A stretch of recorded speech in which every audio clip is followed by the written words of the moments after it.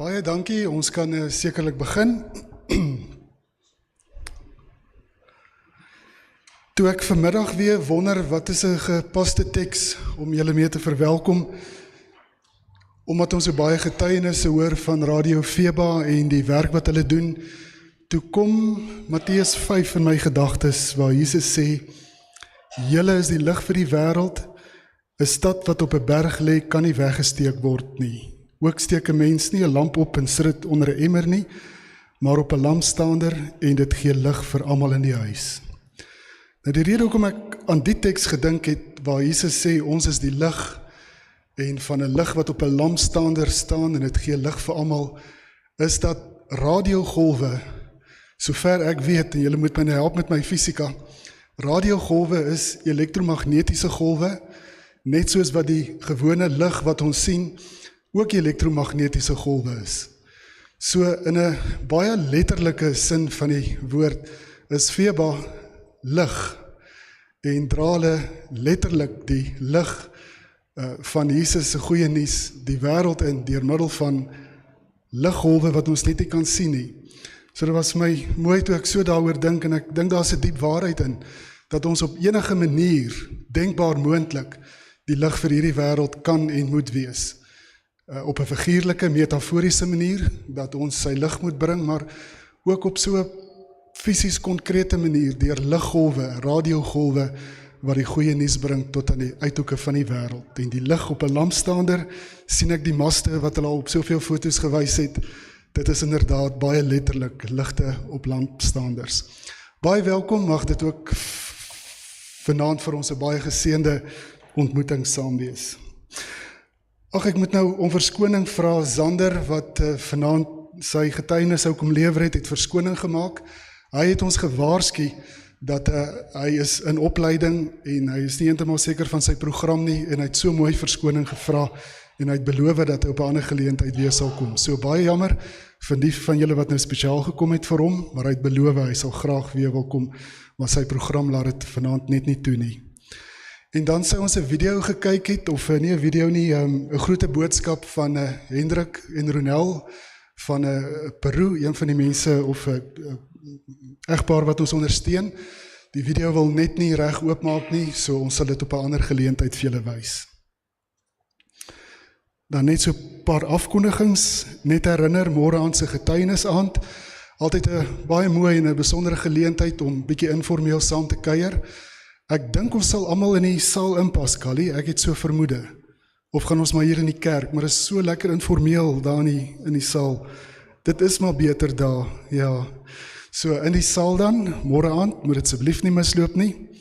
Dan Sondagoggend ook vir kennisname en voorbidding, die opneem van ons geloofsbelofte offer. Sondagmiddag die piknik. Kali het gevra dat die uitstallers asseblief net so in jou gedagtes sal hou, want hy gaan vanaand by jou uitkom, dat jy net vir hom sê of jy kom, dat ons daarom ook net vir julle iets gereed het hierso. En dan het Ben my mooi gevra om af te kondig dat daar groente is ten bate van die wondertuin. Dit is 'n eerlikheidsbakkie waarin jy geldjies sit. Ben, ek kan nou nie onthou die pryse nie, R5 of net iets wat jy voel, jy graag wil bydra, en dan kan jy dan ietsie daar neem. Welkom aan ons uitstallers, is daar uitstallers hierso weer vanaand saam met ons? Net om jy hand opsteek, baie welkom julle.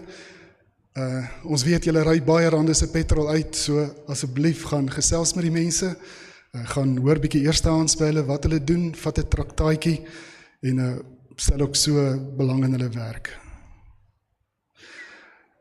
Psalm 47 vers 2 en 3. Al julle volke, klap julle hande, juig tot eer van God met 'n jubelende stem, want aan die Here die Allerhoogste kom eerbied toe. Hy is die groot koning oor die hele aarde. Kom ons sing dit saam, ons staan en dan loof ons die Here, alle volke, klap julle hande.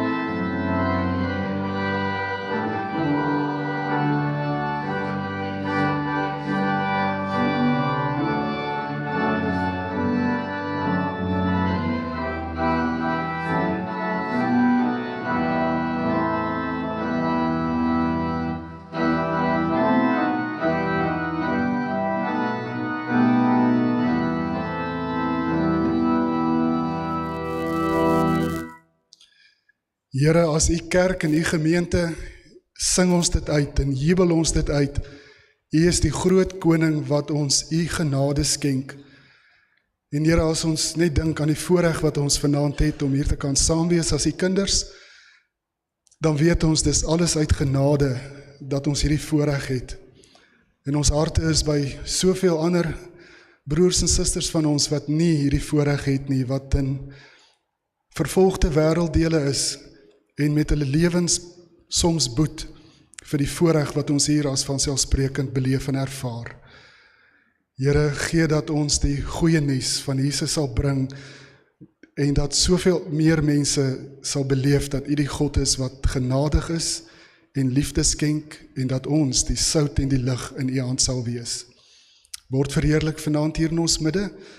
In Jesus se naam bid ons met danksegging. Amen. In die plek van Zander het een van ons uitstallers op kort kennisgewing gesê dat hy graag iets wil deel oor hulle werk. Dit is James Holmes. Jy kan gerus vorentoe kom, James. En dan het ek hard geoefen om die organisasie wie hy verteenwoordig uit te spreek. Dit is Mission Aviation Fellowship. My tong het nie geknoop nie. Mission Aviation Fellowship. James, ons luister graag na jou en dankie dat jy so op 'n kort kennisgewing bereid is om te deel.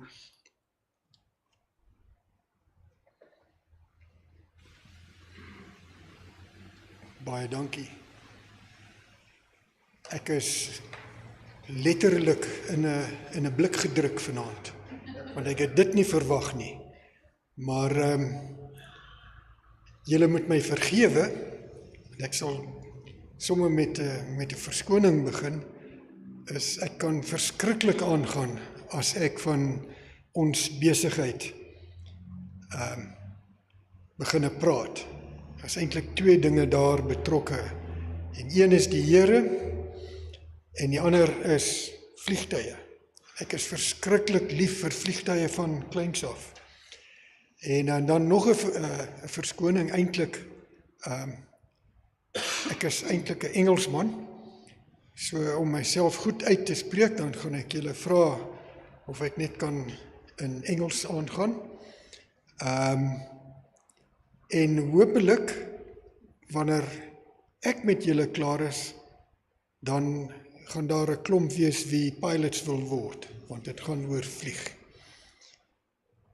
So if I can carry on in English, ladies and gentlemen, as I said a few moments ago, I'm here and I will speak about the two passions in my life that really keep me going and make me alive and make me feel that I am contributing something to God's work. I am contributing to the expansion of His kingdom. And if I do carry on a bit much and take too much time, then start putting your hands up or start shifting and moving around, because as I said, I can carry on terribly when I'm speaking of these things. I was retired. I worked for 40 years in one industry, and I must say that I was never fulfilled. And I was fortunate enough to work on projects across the world.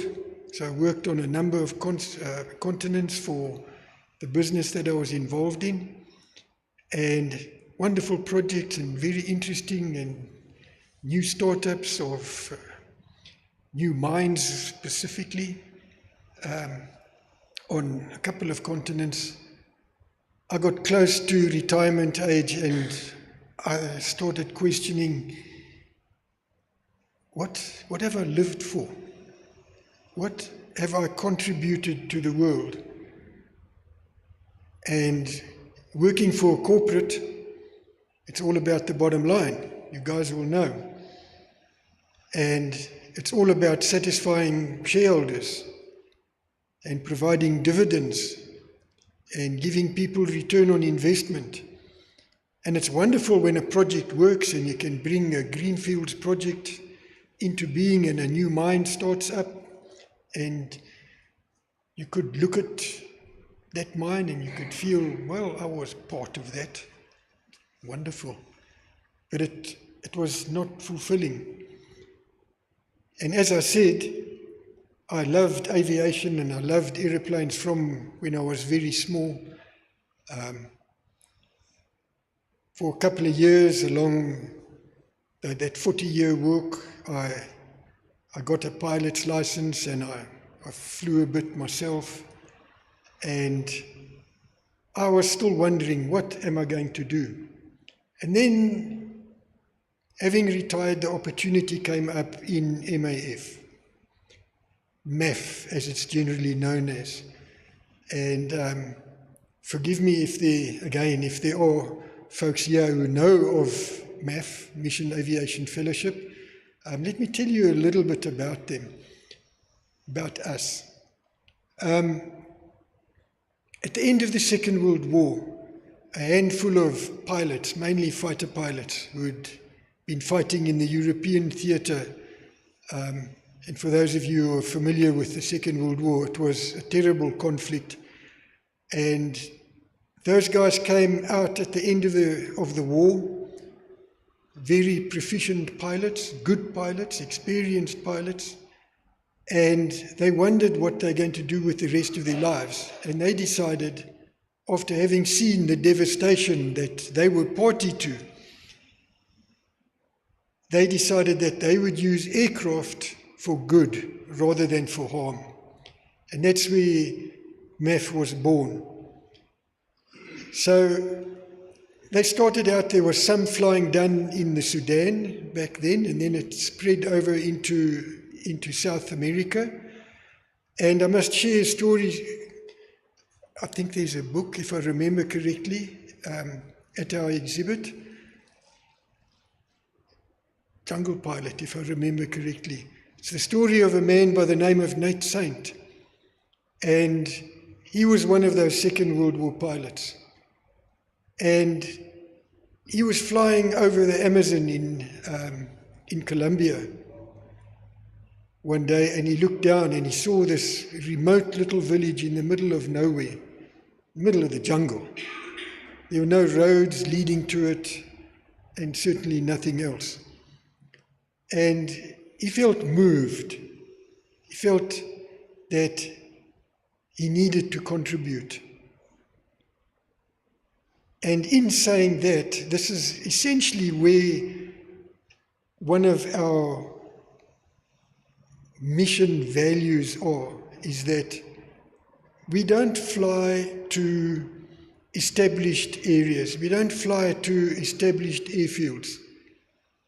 We fly to the most remote airfields, because what we want to do is to take the gospel to literally the ends of the earth, which is one of our slogans.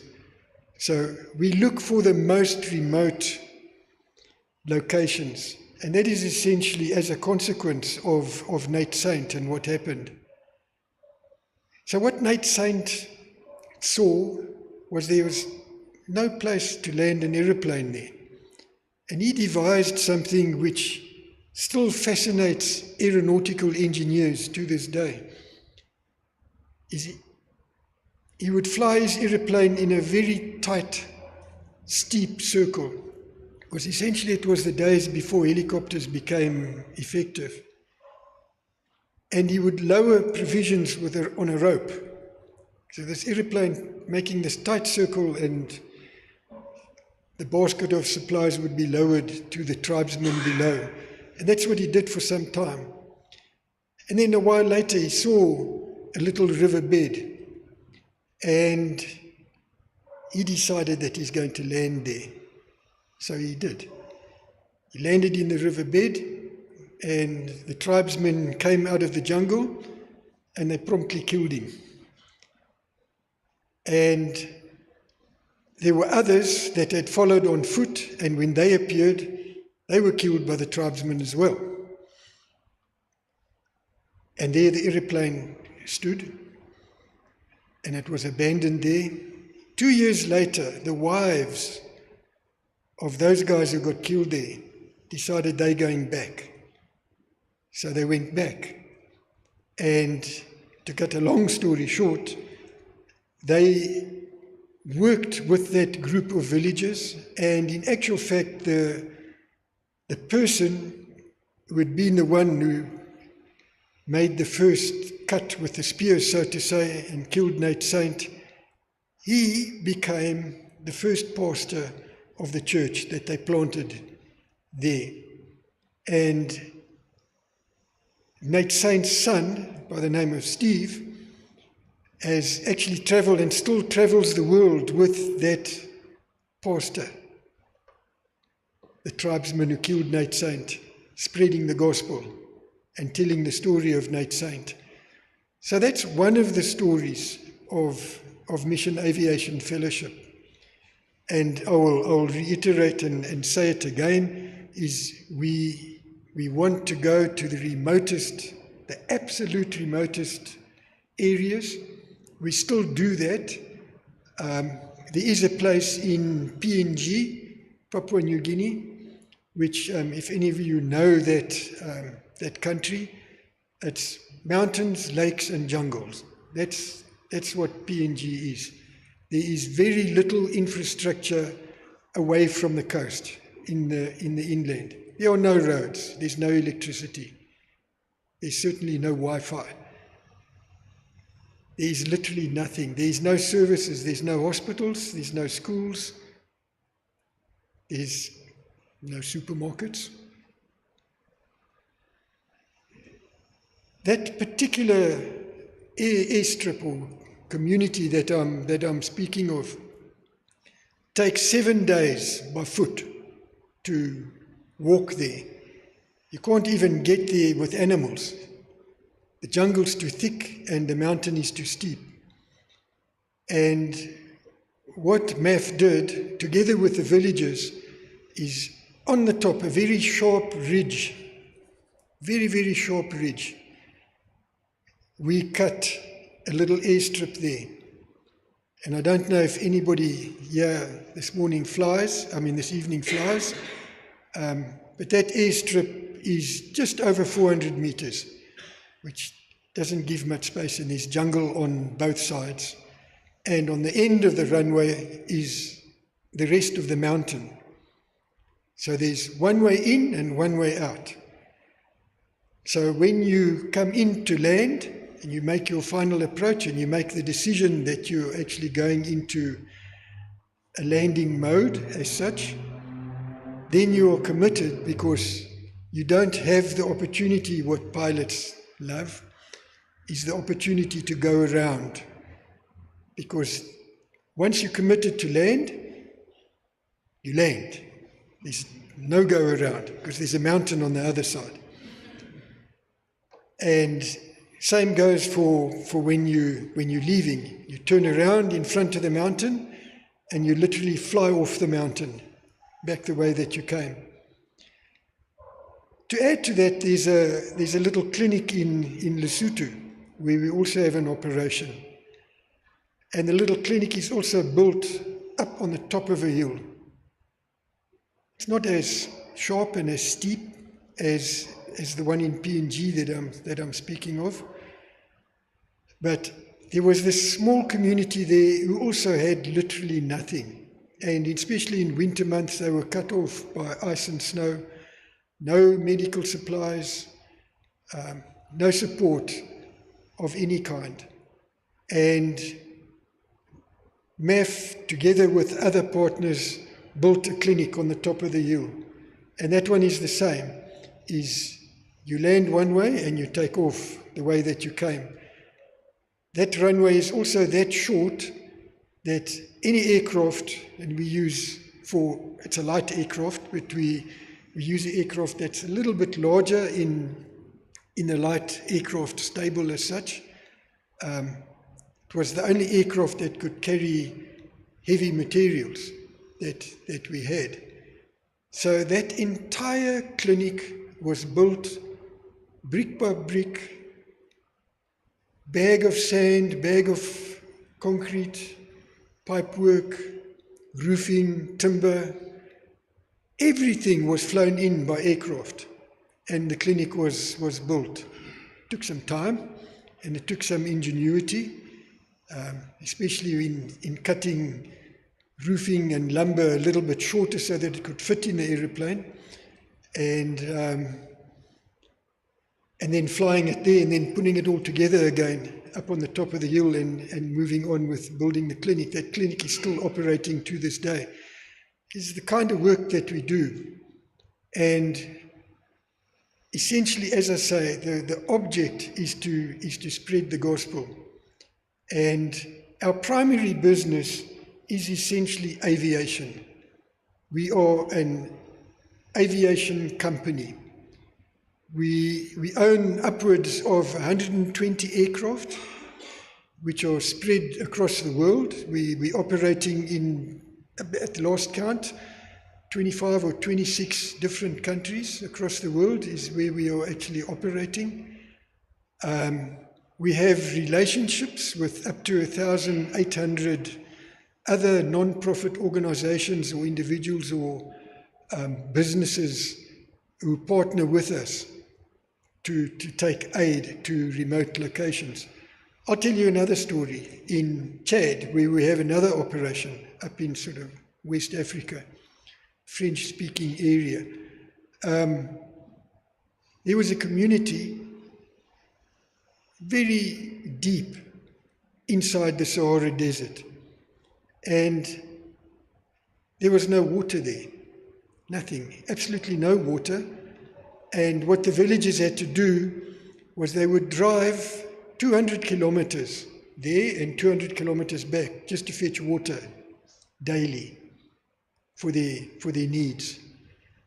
So us, together with other non-profits, we started flying in agricultural and geologists, experts and geology experts and so on, and well diggers.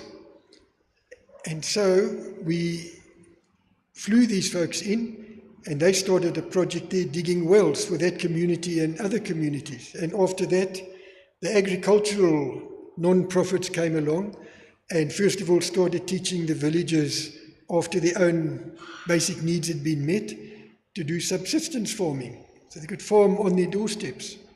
So all the innovative and the new methods of farming small little plots of land for own consumption, family consumption and so on, that was transferred over, that knowledge was transferred over to them. And that project is moving ahead with more wells being dug throughout Chad. I don't know if you guys know of the green belt. There's a green belt being created there, right across the Sahara Desert, which incidentally, I learned that the Sahara Desert 30,000 years ago was actually savanna. It was almost jungle. So it was grassed over, and there were trees, and it was populated by animals and all the rest of it. It became a desert.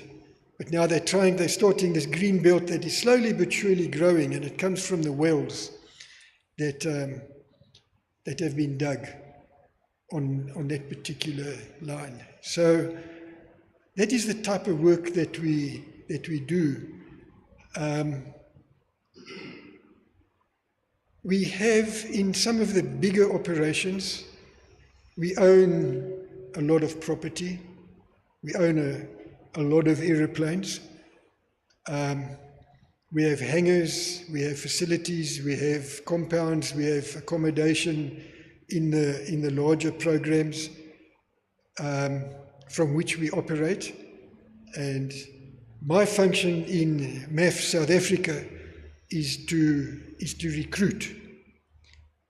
And that's what I do. I recruit pilots, and I recruit engineers and any other profession as they are required in the organization, because those larger operations in the countries have everybody, HR, finance, IT, wherever, and we run what's known as AMOs, airplane maintenance organizations. And you can imagine aviation is very strictly regulated. Sorry, James. Praat ek te veel? Ek het julle gewaarsku. OK, so, ons is amper daar. So jammer, ons kan verder gesels, daar by die tafel, buite in die saal, en ek kan, soos ek gesê het, ek kan verskriklik aangaan as ek die geleentheid kry. So, ek sien uit om julle te ontmoet daar aan die kant. Dalk loop ek uit met 'n paar name van pilots.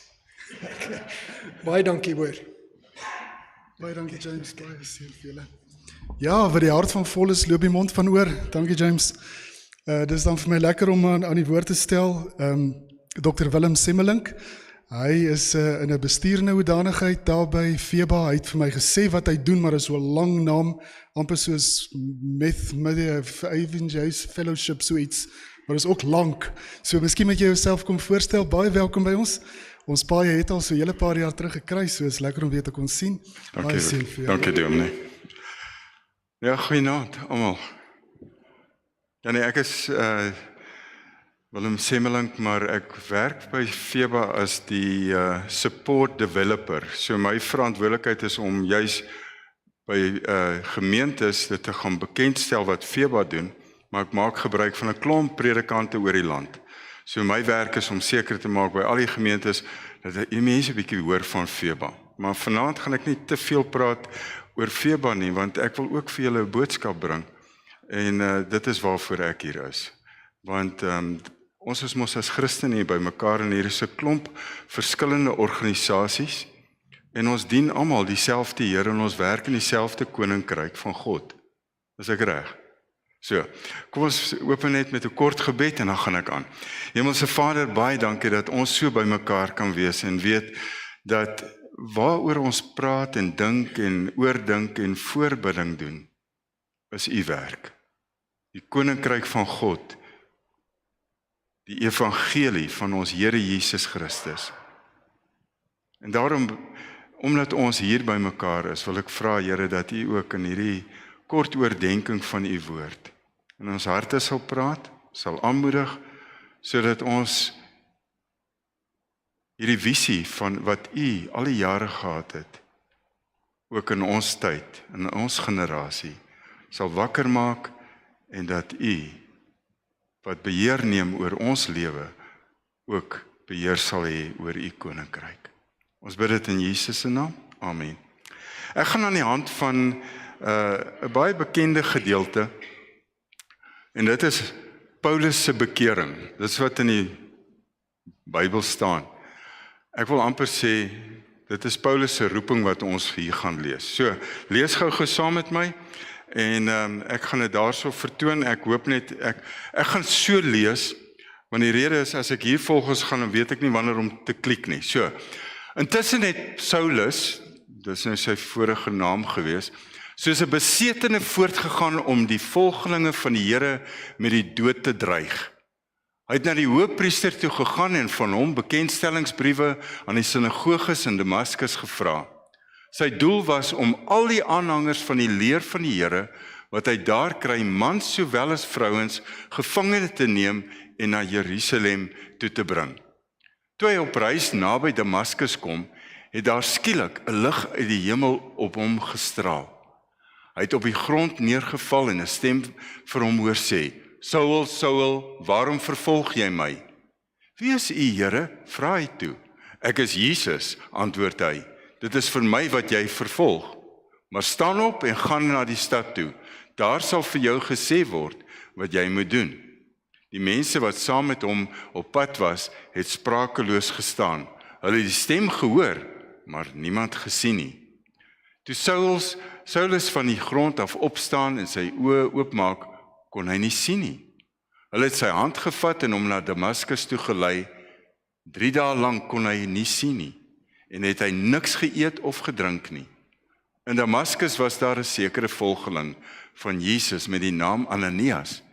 Die Here het hom in 'n gesig geroep, Ananias, hier is ek, Here, het hy geantwoord. En die Here sê vir hom, gaan dadelik na Reguitstraat toe en vra by Judas se huis na 'n man van Tarsus met die naam Saulus. Hy is besig om te bid en hy het in 'n gesig 'n man met die naam Ananias sien inkom wat hom die hande oplê sodat hy weer kan sien. Maar Ananias sê, Here, ek het al by baie mense van hierdie man gehoor, en van al die kwaad wat hy, die mense wat in U glo in Jerusalem aangedoen het.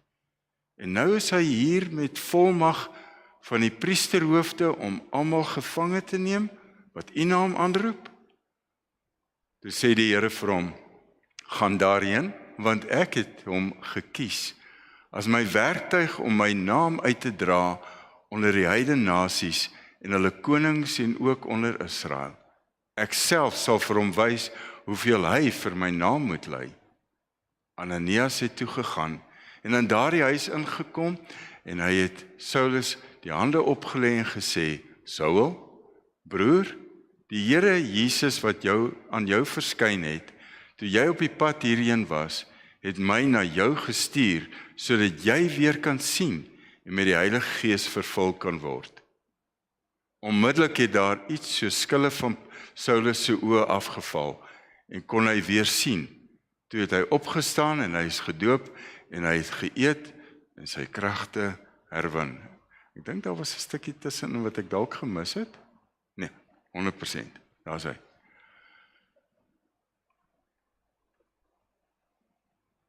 Nou gaan ek net vir jou so 'n bietjie my storie vertel. Hoe het ek betrokke geraak by sending en sendingwerk? Ek was 'n kind gewees in 'n huis waar my broer begin het met die werk onder Indiërs hierso in Lodium. So my ou boet is 'n sendeling. Hy is nou al 83 en waar hy werk is juis in lande waar die evangelie nooit verkondig is nie. En hy gaan nog steeds aan met sy werk. Maar hy het my betrek as kind, toe hulle vir die Indiërsending Kersfeeskaartjies elke jaar in sakkies gesit het, en dit is verkoop om geld te kry sodat daar sendingwerk gedoen kan word. So wat was my werk? My werk was om kaartjies in 'n sakkie te druk, sodat daar sendingwerk gedoen kan word. Later as tiener het hy my toe betrek toe hy alreeds 'n predikant was. Hy was al vir 3 jaar weg gewees in Indië vir 'n jaar lank net daar geleef tussen die Indiërs en hy teruggekom en in Chatsworth het hy pro bono. So hy het nie salaris gekry nie, hy het net daar gaan sendingwerk doen. En ek as tiener het vir my ou boet gaan kuier in Natal, in Chatsworth, en dit is waar ek gesien het hoe werk hy met mense van 'n ander ras, van 'n ander kultuur, mense wat Hindoes oor die algemeen was of moslems, en wat dan tot bekering gekom het en so 'n gemeente gevorm het. Die wonderlike is dat dit was in 1971, 72 daar rond wat ek as tiener daar was. 2017 praat ek by 'n ringsitting in Natal en hulle het 'n breër ringsitting gehad juis met mense uit die RCA, die Reformed Church of Africa, en daar sit Bennett toe en toe ek myself gaan voorstel aan hom te sê, Willem, I came specially for you because we met each other when your obut was my dominee and you and I worked together at Chatsworth during the holidays. En so, hy was toe op daai stadium die moderator van die Reformed Church in Africa en Bennett en ek het mekaar in al daai jare nooit gesien nie, maar ons het nog die hele tyd bly bid vir mekaar se werk en so meer. Dis as tiener. As student raak ek betrokke ook by sending op verskillende maniere. Die een is om in die middestad betrokke te wees met dwelms, verslaafdes, prostituie, die hobos, en ek het elke Vrydag en Saterdag aand van my lewe het ek, terwyl ek 'n student in my eerste 4 jaar was, betrokke geraak in, kom ons noem dit local sendingwerk. Dis 'n nood, behoefte wat ek raak gesien het en op die strate begin werk het.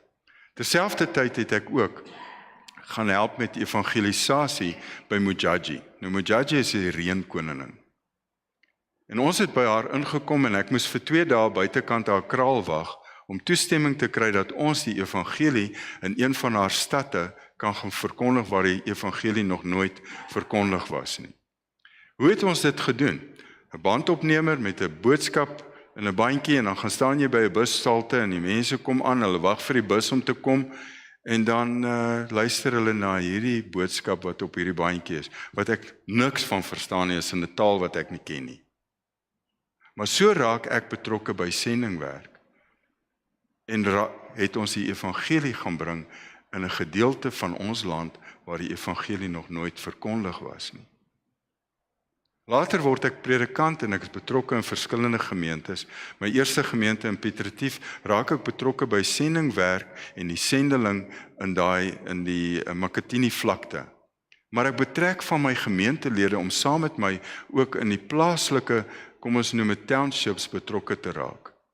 En hulle daai blootstelling te gee aan mense wat die evangelie nodig het en ons as kerk daarbey kan betrokke raak. En so het ek dan ook later as studenteleraar my studente blootstelling gegee. Deur onder andere mense uit ander werk, kom ons sê townships, oor te nooi na my gemeente toe en dan vir hulle te sê, vertel julle storie aan my studente. Vertel vir hulle, hoe beleef julle die Christendom in ons land en raak betrokke. Nou daai groep, 'n klomp van hulle is ingenieurs, mediese dokters, auditeurs en so meer. En dit is al amper 40 jaar later. En van hulle is nog die hele tyd by sendingwerk betrokke. Nou kom ek eintlik by my werk by FEBA. Ek het begin kyk na die nood in hierdie wêreld. En ek sien die nood is baie, baie groot. Julle ken daai prentjie? Dis die nood in die wêreld. Soveel mense, soveel taalgroepe wat nog nooit die evangelie gehoor het nie en wat dit op 'n manier moet kan hoor. Ek kyk na daai kaart van julle toe en ek kyk na hierdie kaart toe en ek dink, mensig, as julle kan betrokke raak by ons werk, dan kan ons daai kaart baie vinniger voller kry. Is dit nie so nie? Maar goed, dit is maar net om te sê, dis die nood in die wêreld. Kom ek gaan aan, waar pas ons nou regtig in? Watter rol kan jy speel, watter rol kan ek speel? Om die evangelie by mense te bring, wat nog nooit dit gehoor het nie, of 'n baie skraal kans het om dit te kan hoor. Ek gaan vir jou hierdie video wys.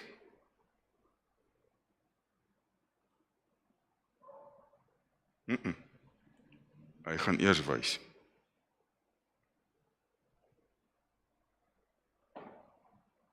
Kom ons kry hom weer. Kan jy my dalk help, Wouter, om daai video net op te kry asseblief? Hy het net gewerk. Maar goed, terwyl hulle hom soek, kom ek vertel julle 'n paar stories oor werk in van hierdie lande. In Mongolië, 'n groot gedeelte van Mongolië is net herders.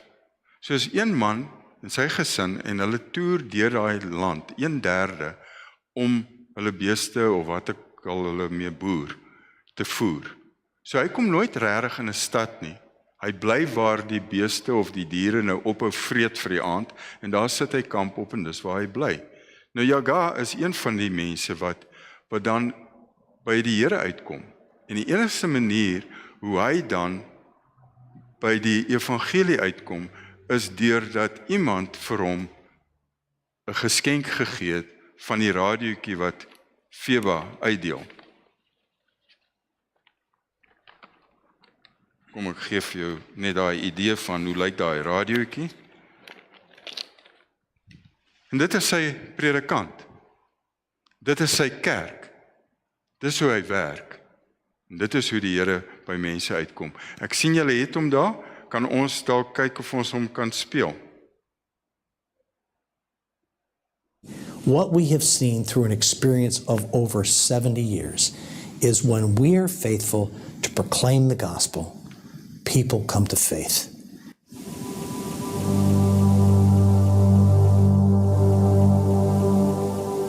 We were in a country in Southeast Asia.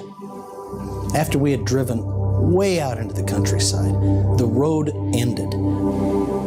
We took motorcycles on tiny little dirt paths through very marshy, swampy land, through through forests, and we came to a cashew farm, and I saw cashew trees for the first time in my life. The people were so very remote. There was no church. We met a family there, and the father of the family was the farmer. His name was Tan. He was a wonderful little man, and I just loved the guy. I don't think he could have been taller than about 4'8". Giant smile on his face when we got there. We represented the organization that gave him the radio. He had his radio in his hands. He was holding it as if it was a treasure to him. He became very somber, very quiet. He actually said to me, "This radio to me is the voice of God." He began to weep, tears flowing down his cheeks. He said, "I have become a believer in Jesus Christ, and I'm a follower." And then, he says, after I became a believer, then I shared the message with my whole family and the whole village. And now we're all followers of Jesus Christ. His joy was unbelievably great. You too can participate in being a part of delivering this joy through this radio and these broadcasts. And I want you to come alongside us. I want you to feel like you're part of the ministry, and we are participating together at accomplishing the Great Commission and taking the gospel of Jesus Christ to Tan, the cashew farmer, and to millions just like him all around the world.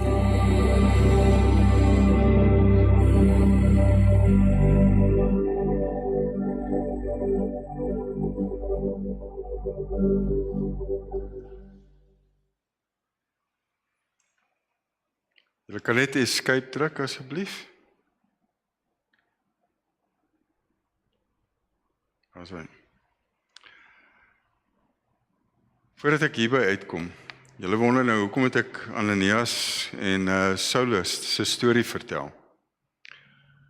Die Here roep vir Paulus en hy sê sy grootste taak is om die evangelie uit te dra. Nou, ek is ook 'n teoloog en ek vra baie keer die vraag, hoekom het die Here vir Paulus gekies en nie vir Petrus nie? Want Paulus het die taal en die kultuur van sy tyd geken.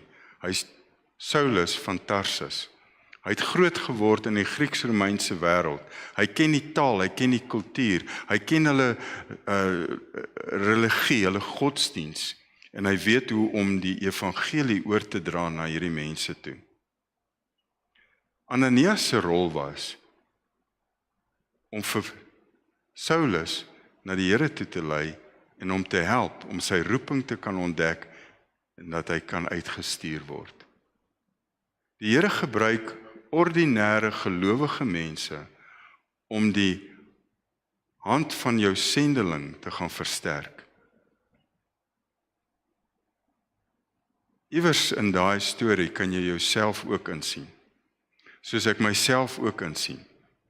My rol was altyd om my broer te ondersteun, vir hom te bid, vir ander mense by sendingwerk betrokke te kry en so meer. Dis maar my rolletjie.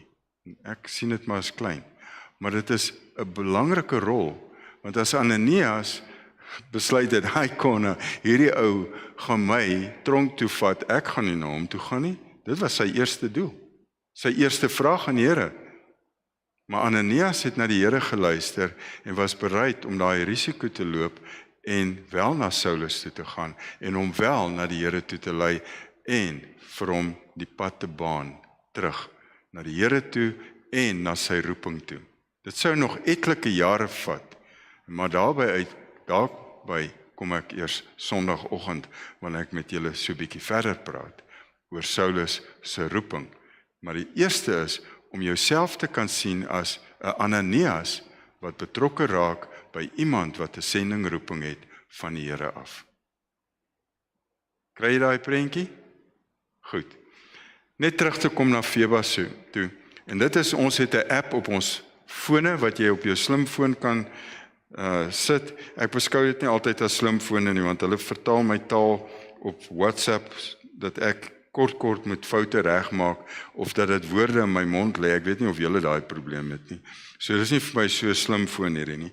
Maar in elk geval, jy kan so 'n app aflaai, en dan op die ou einde is daar elke dag 'n gebed, wat jy net 'n knoppietjie kan druk, en die gebed wat nou hier opkom, is die ene wat ek vir jou daar opgesit het.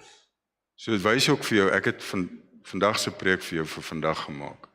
Ek sê net nou vir Wouter, ek het nou in 40 jaar nog nooit 'n preek herhaal nie. So elkeen word gemaak vir die spesifieke doel, en dit is vir vanaand hierdie. Maar dit is 'n gebed. Kom ons sê byvoorbeeld, waarvoor wil hulle hê moet ons vanaand bid vir Feba? Thailand? Daar's 'n Afrikaans en 'n Engels, maar vandag het hy net in Engels opgekom, so nou is dit ongelukkig, moet ek nou ook maar sê, verskoon die Engels. Die taal van engele, terwyl julle eintlik in die hemelse taal hoor, né? Thailand, thousands of people have seen their lives transformed through our Bible correspondence course. Pray that the information shared will have a lasting effect on these people who will in turn lead many others to Christ. So, dis 'n gebed wat gebid kan word. Nou bring ek my terug by wat ek net nou vir julle gesê het. Hoe sien ek julle betrokkenheid by sendingwerk oor die algemeen? Sendingwerk wat julle ondersteun, of dit nou gebed is, finansiëel ondersteun, hoe dit ook al sy, of betrokke raak as jy 'n pilot is by Mission Aviation Fellowship, né? Dan is dit julle wat deur daai organisasie bereik julle dan 'n gebied. Nou julle het seker nou al in hierdie week by my kollegas gehoor dat ons deur 260 radiostasies, 145 tale is, mense wat die taal en die kultuur van daai mense ken, in 50 lande die evangelie bring, so bykans so 1570 na 2000 uur 'n dag wat die evangelie by die mense uitkom.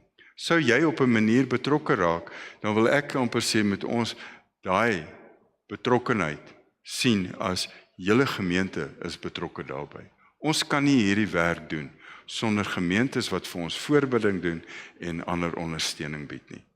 So dis net om vir jou te sê, dit is wat ons doen. En as jy belangstel om betrokke te raak op 'n manier, dan kan jy maar net daar in die saal jou naam en jou nommer opskryf, dan gaan Magda, my kollega, met jou kontak maak en dan vir jou sê, hoe wil jy betrokke raak? Wat sou jy graag wil doen? Daar's 'n gebedsbrief wat maandeliks uitgaan, daar's 'n SMS wat op 'n Sondag aand uitgaan, wat dan net na jou selfoon toe gaan. Daar's 'n manier van betrokkenheid raak by hoe bring ons radio's by al die verskillende plekke. Nou ons is betrokke by baie lande, maar vanuit Suid-Afrika, by Mali, by Chad, by Malawi en by Mosambiek, en ons is tans besig om te kyk na Niger en dan ook Sudan en Somalië. En dit is lande waarby ons vanuit direk uit Suid-Afrika ook wil betrokke raak, en dit is juis waar die evangelie die meeste nodig is. Dit raak die mense wat deur Islam al oorgeneem is, en wat ons graag die evangelie by hulle wil uitbring op 'n daaglikse manier. So, dit is die werk wat ons doen, en om terug te kom dan by Saulus en Ananias. Jou rol, my rol, is om die hande van ons sendingwerkers op te hou, en my hoop is dat wanneer julle in die saal gaan praat met die ouens, hoor, en dan besluit jy, hoe kan die Here jou gebruik om hulle arms te versterk? Reg so? Kom ons bid saam. Hemelse Vader, dankie dat ons weet, dit is u werk, dit is u koninkryk, dit is u evangelie, en ons werk almal saam met een doel, en dit is dat u evangelie vanuit Jerusalem, Judea, Samaria, tot in die uithoeke van die wêreld ingedra sal word, op verskillende maniere, het sy deur mense wat per vliegtuig na 'n gedeelte toe gebring word, of dit deur radiosenders is, of dit is deur mense wat agter daai verskuilde mure deur geopende deure in lande moet ingaan en dan die evangelie daar gaan verkondig. Mense wat die taal en die kultuur aanleer om dit juis daar te gaan bring. En so weet ons, is u besig om verskillende organisasies ook te gebruik. Vir Savie, wat probeer om mense in verskillende professies in lande te kry waar die evangelie nodig is, maar waar hulle dit vanuit hulle professie as mediese dokter, ingenieur, onderwyser, verpleegster, die werk daar kan gaan doen. En ook ander organisasies wat ek nie nou kan onthou nie, maar wat ook vanaand hier verteenwoordig word. Kom seën ons samesyn en mag dit wat ons hier doen vanaand, u naam verheerlik, maar bo alles ook u koninkryk sal uitbrei in Jesus se naam. Amen. Dankie dominee.